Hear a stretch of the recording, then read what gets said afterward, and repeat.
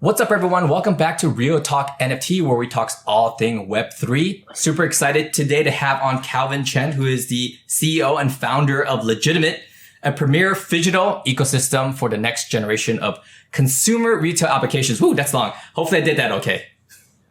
Yeah, thanks for having me. It's a pleasure to be here, guys. Awesome. Well, before we dive into all things Legitimate and your most recent launch, which was pretty exciting, tell us a little bit about yourself, your background, how you got into Web3. We know everyone has a pretty unique story there.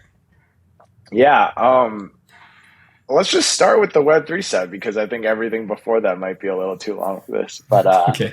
I actually, was working in New York at the time, and one of my friends was doing his PhD at Columbia in machine learning. And one day, I was chilling with him at his apartment, and he brings home this like huge rig that Columbia granted him to train his data models on. He's like, "Yo, I'm gonna be mining this coin like called Ethereum. Like, you should check it out." And I was like, "Wait, what?" And obviously, before that, I was tangentially, aware of things like Bitcoin and obviously bought and sold like just a little bit on Coinbase, but I had never, really,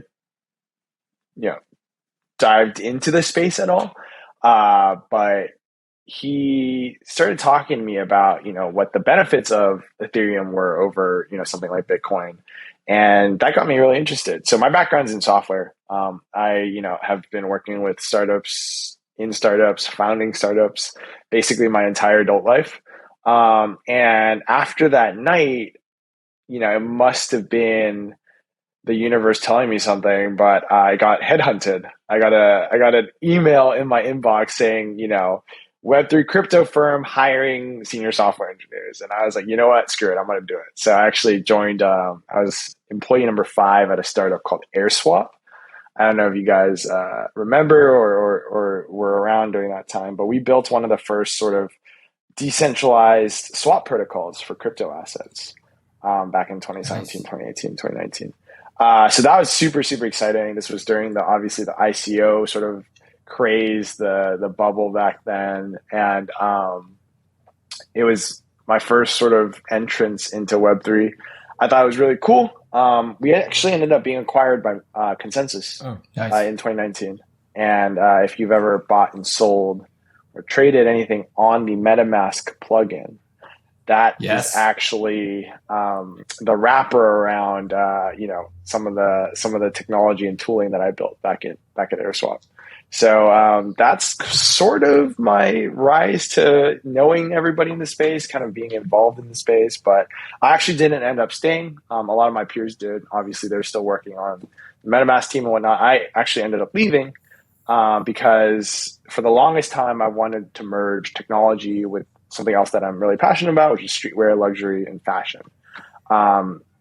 Primary sort of focus was this big problem at the time. It still is the idea of counterfeit products and the counterfeit industry as a whole, right? Back in 2019, it was like a $500 billion plus industry.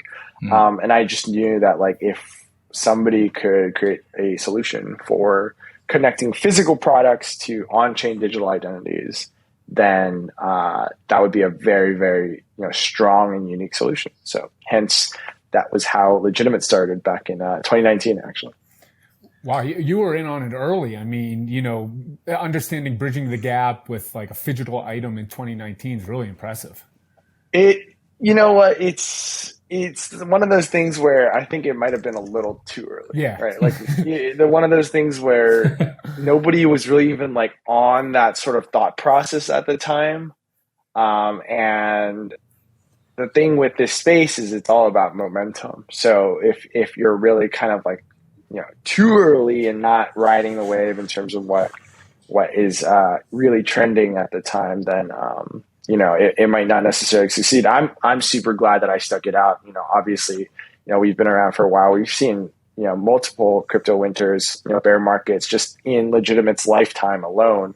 But we're in a really unique position right now, and I feel really good about sort of the direction the industry's headed. Obviously, a lot of the major players have started shifting to focusing on, the concept of phygital, the concept of IP, physical products, unique digital experiences. So it's all good right now. You know what? Could you dive a little deeper with the recent, like with Legitimate? And I know you have a recent collaboration with like Roc Nation and PUMA, and it's garnered like a ton of interest.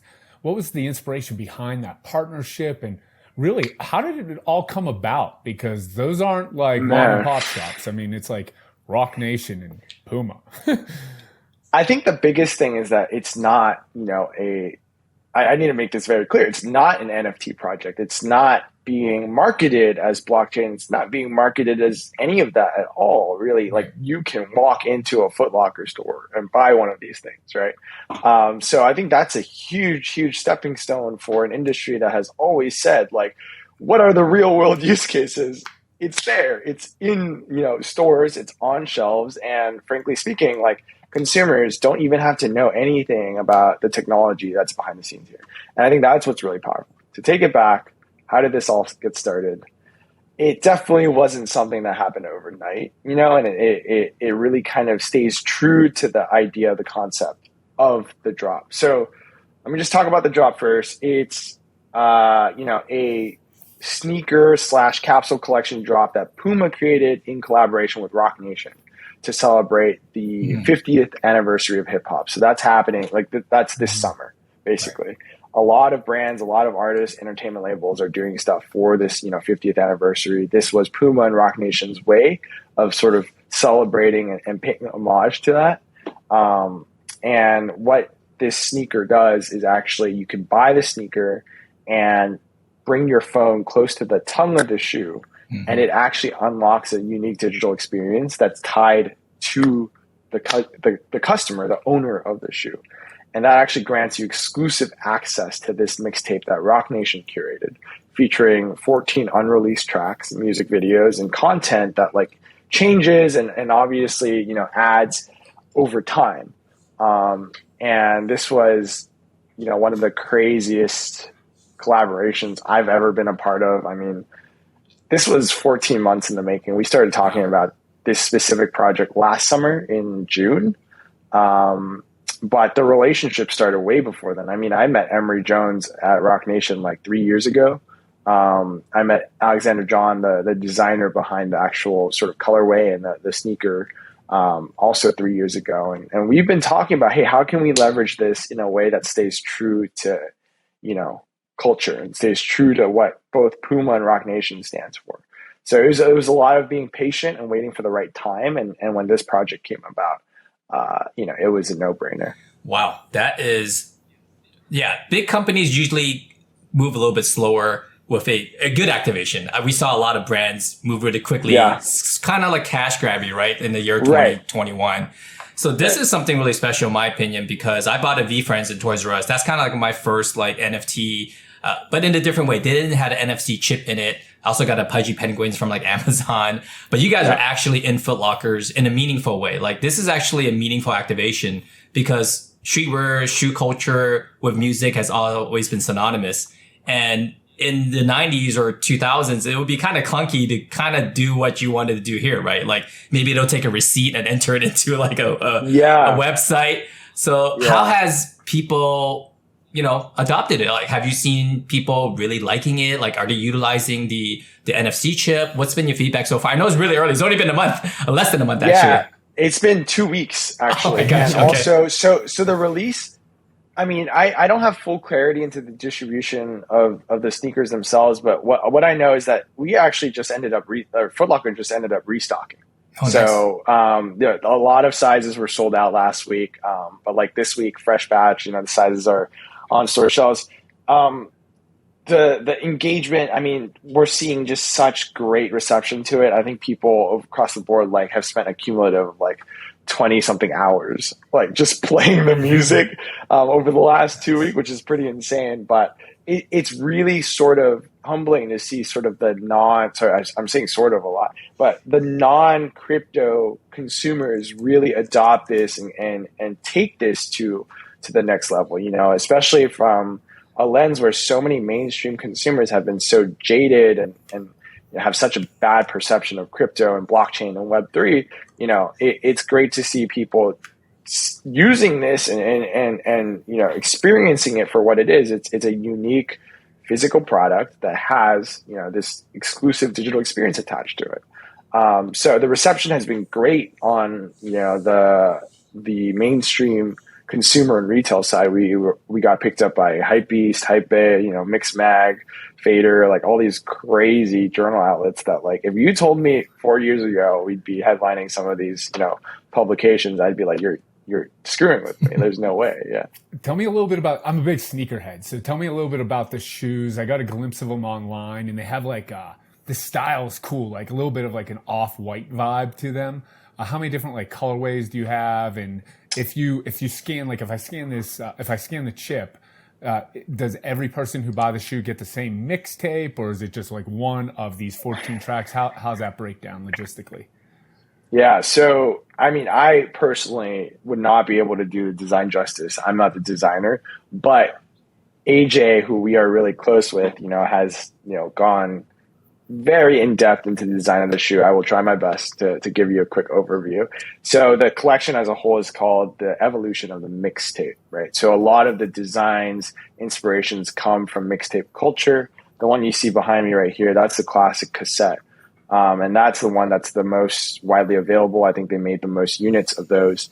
There's the second colorway is called the disc. So it's the evolution of the mixtape to the CD era. It's modeled after Walkman, CD players. And then the final public colorway is called the playlist, which is modeled after the MP3 player, digital, players and stuff like that. The experience itself is actually different across all three colorways. So when you scan it, you get a different experience that's catered to that era of mixtape culture. So you scan this, you get a little cassette player, and then the other ones are obviously reflective of their own colorway. All three of these, really kind of take design inspiration from the original mixtape sneaker.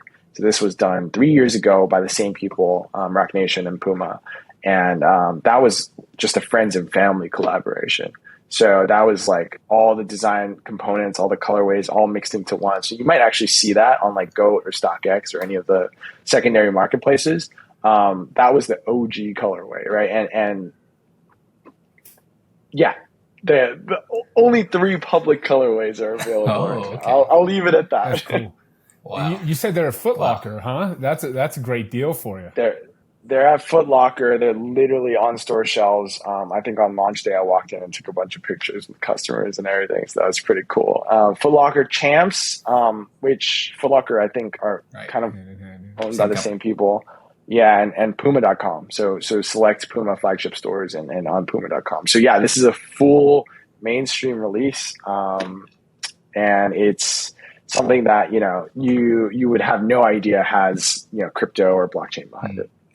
Yeah. Before you got on, I was just telling Brian that I'm not sure Calvin knows what a cassette is, let alone a mixtape, but it's good to hear that there's different evolutions of it. I myself will date myself and I will have to purchase a cassette. But personal question, have you made a mixtape or a mixed playlist, I guess? I have not personally made a mixtape tape. I have listened to mixtapes. Nice. I'm not to age myself, still relevant of that era. Oh, okay. I still remember, driving in a Toyota Corolla where we had to put those in there. So, oh, wow. No, I definitely, I think the mixtapes themselves are very sort of nostalgic for me. Personally, for me, actually making a mixtape, I made a mixed CD. That was sort of when I became aware enough to do a lot of that stuff. But it really kind of goes back to the idea of distributing up and coming music. It's all connected. There's so many dots that, are relevant to the narrative and storytelling behind this drop. You used to get new mixtape from up and coming artists on the street. They would give you, like you go to Times Square, they'd be like, oh, take my CD, right?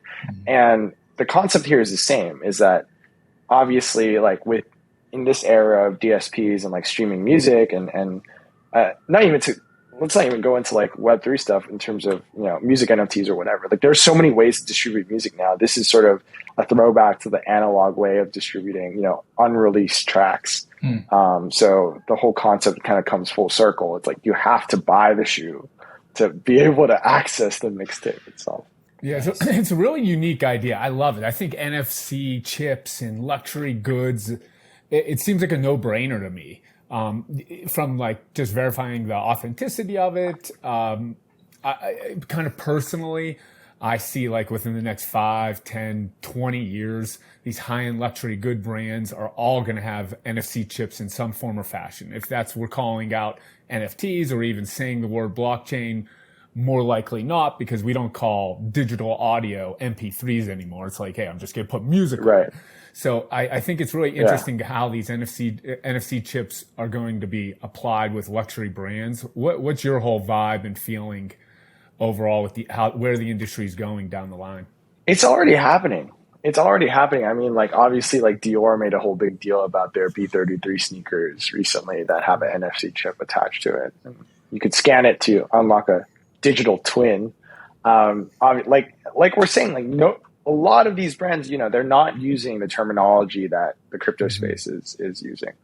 And I think that's a great thing. I think that's a really, really good thing. To take it back to luxury, I mean, this kind of stuff has been around for years. It's not new to the brands. Moncler has had NFC tags, and before that, RFID tags behind their Moncler patch. Nike experimented with NFC in their jerseys back in 2017. It's all about timing, right? Because ultimately, at least in the West, a lot of consumers still don't know what this stuff is. I mean, it took a whole pandemic to teach people how to use QR codes. Right?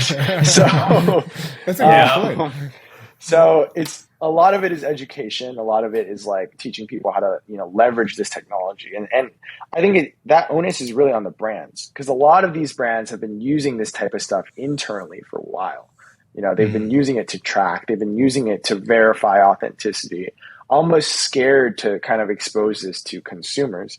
One, probably because the education wasn't there, but two, the technology just wasn't there as well. iPhones couldn't scan this stuff natively until like 2020, when Apple released, the ability to do this. So when we talk about consumer adoption, I think that's the biggest hurdle. I also think, that the expectations need to be established very early on in terms of what this technology is capable of. And I think Legitimate is one of the only companies, I mean, obviously I'm biased, but one of the only companies that's really painting a valid picture around why consumers would care, right? Mm-hmm. I mean, look, I see a Clone X behind you, Joe, and obviously I'm a Clone X holder myself, not to dox myself, but Artifact releasing shoes, you can scan and claim an NFT. That's cool. Like, that's like a one-time thing, right? Realistically, it's like people talk a lot about, this would be really beneficial for brands and consumers in the secondary market. StockX would, cease to exist. Like, we could verify authenticity with 100% accuracy. And that's all true. But the same people saying that, the same companies that are building for that, don't understand the economics of how any of this works. Like, I'm just going to be like hot take here, right? Because who's paying for the technology? It's the brands, right? And who's benefiting from it? The secondary market consumers who don't even buy the products from the brands in the first place. Right. And you can talk about secondary market royalties all you want, but realistically, brands, that sort of investment isn't really justified for them. So if we're going to kind of match the engagement on the consumer level to the willingness to invest on the brand level, we really need to start talking about, okay, why do brands care, right? Right? Why would brands invest all this money to put this chip and make it consumer facing, right? And that's sort of where what we're doing is setting a precedent for this. It's more than just scan to verify your authenticity. It's scan and engage with the brand on a completely new level. Right? We're talking about content. We're talking about exclusive access. And really, it goes back to this concept of token gated access. All of these terms and all these trends that NFT projects or the Web3 space has pioneered, we're just now mapping and making it more digestible to brands and consumers. Absolutely. For one, I was talking to Brian prior to you jumping on, have not been a big fashion guy until NFTs. So I'm like the opposite. I'm actually getting into fashion due to the fact that I own a Clone X, due to the fact that I have an Adidas NFT and whatnot. So I don't have an allegiance to one brand per se, but I'm seeing that they are winning market share, like brands who are integrating, products with their NFTs on the opposite side of the spectrum. At least I'm purchasing more fashion than I've ever had in my life. So I want to wait. I want to see the side of that you're painting a picture of is how do brands start engaging non-Web3 people, right? And getting them on board. And I think legitimate, to your point, you're doing one of the first activations that is a lot different than everyone else in this landscape for sure. Yeah. Yeah. And that's that's no shade on anybody else, right? It's definitely a gradual process. I think it's more so, just making sure we're building for value, right? Like understanding where the value exists and making sure that, brands understand, because that's the hurdle here. Consumers adapt very quickly, right? You show them one thing and you change it the next week, they're willing to like adapt and like learn and take that for what it is. Brands take forever to adapt. You show them one thing, it doesn't work. It might not ever see the light of day ever again.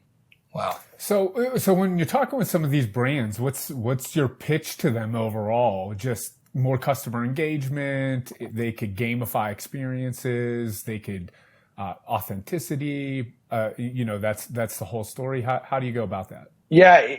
It would really depend on a case-by-case basis, obviously. And we do a lot of research into the brand and also being, into fashion beforehand. I personally enjoy doing that, but we tailor a lot of the pitches to sort of what the brand is working on and focusing on at the time. But yeah, it really boils down to customer engagement, brand loyalty, sort of building that connectivity tissue, right, between the physical and digital. A lot of brands now are as much as they don't want to say the word NFT, they are paying attention to digital universes, whether it's Roblox, Fortnite, or even like their own Web3 metaverse. And a big issue for them is connecting the dots between the strategy there. Like how does, Ralph Lauren launching on Sandbox tie back to their heritage brand at all, right? And the biggest problem is over time, we're starting to see more and more of that diverge. So if we're coming in and we know the brand has worked on both sides, they're a very established traditional physical retail brand, but they've been dabbling on the Roblox side, on, the Fortnite side, on the metaverse side, digital campaigns and activations. We come in and we really tailor that to like, hey, here's the opportunity to finally close the loop, connect the dots and bridge the two together. Right? Imagine buying a sneaker, getting a skin in game. Imagine, vice versa too, completing a task in game and being able to access, a drop for, we're seeing a lot of the other side, right?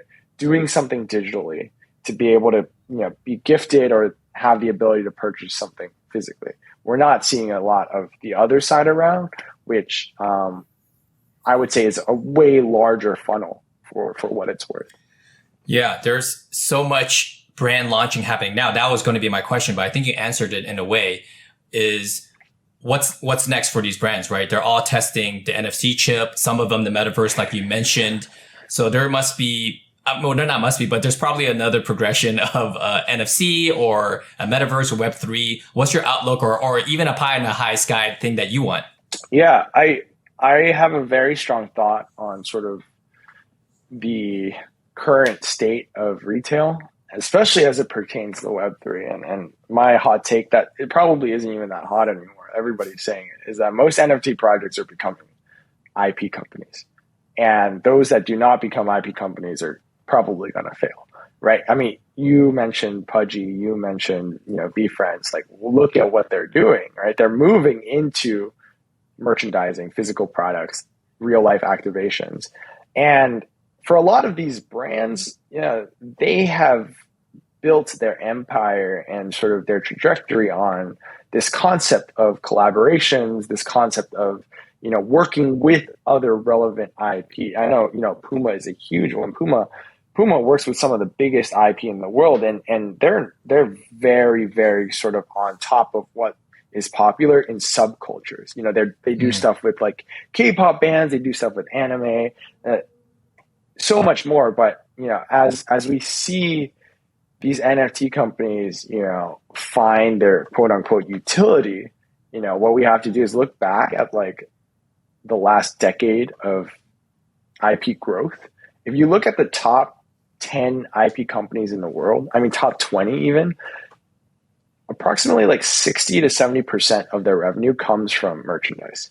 So for us, you know, physical merchandise was sort of the yesteryear of what we're doing. I mean, now it's all about, hey, like we said, connecting dots, physical and digital. So the more that we kind of push this boundary, the more opportunity it gives for IP companies, whether they're normal Web2 IP or Web3 IP, right? We're able to build that connectivity into fashion, into, you know, these larger brands that have the capability to kind of magnify and amplify everything that is happening in the space. That's a good take. I'm not a special like expertise in retail, but I already find myself having allegiance for brands that are onboarding people in Web3 because there's provenance there, right? There's the first time there's a reciprocal kind of benefit. I'm getting a ton of benefits from certain brands. I just mentioned Brian today that I sold a Starbucks NFT for profit, but I'm also getting a lot of free coffee from them. So, dude, those are doing so well. Like they're doing so well.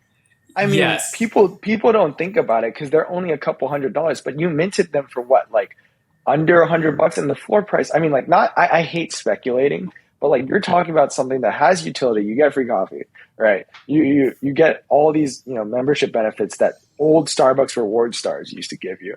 And you still hold on to that asset. And like, they've been like holding very steady for the last year. So congrats to you, man.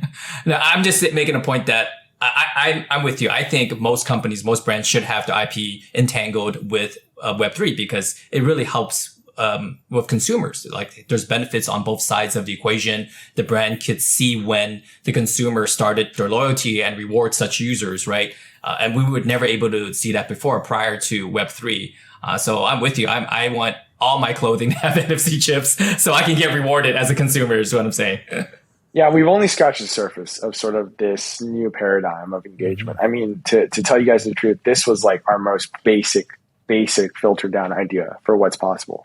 Like, you know, given time and given the relationships that we're building, like you're going to start to see much more engaging, you know, activations, products, things coming out in the future.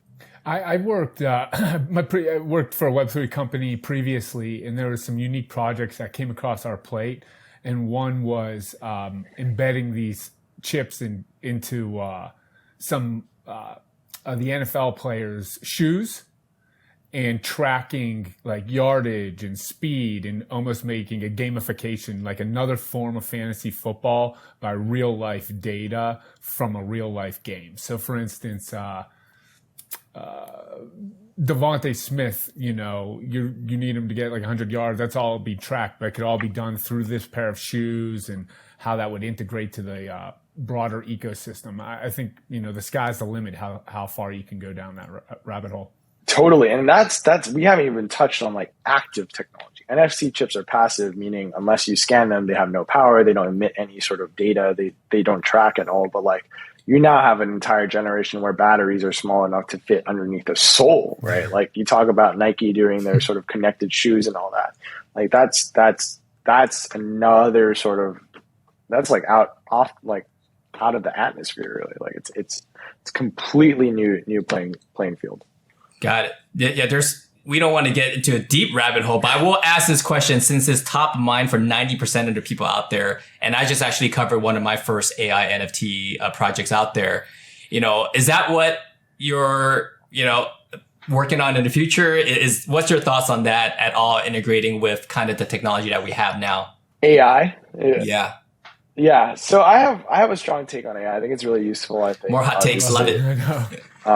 Yeah. I think that personally, in my opinion, we need to be building technology to protect us against it. I'm not saying they're going to kill us. I'm not saying they're going to like, you know, take over the world or anything. I'm just saying that the level of misinformation that we have currently without AI is already insane, right? Like a lot of people get their news off of Twitter. A lot of, you know, I don't even go on Twitter anymore. I post, but like I try and limit how much I consume from it because you never really know where information comes from. And now you have the ability to generate an image or video of anything in like 30 seconds. So I think I've always said that, like, you know, the perfect use case for Web3, and it even maps to what we're doing at Legitimate too, right?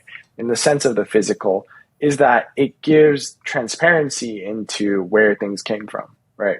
For example, like physical products, obviously there's always going to be that physical barrier, and it's way easier to tell, okay, like obviously an AI didn't make this pair of shoes unless there's some AI overlord or whatever.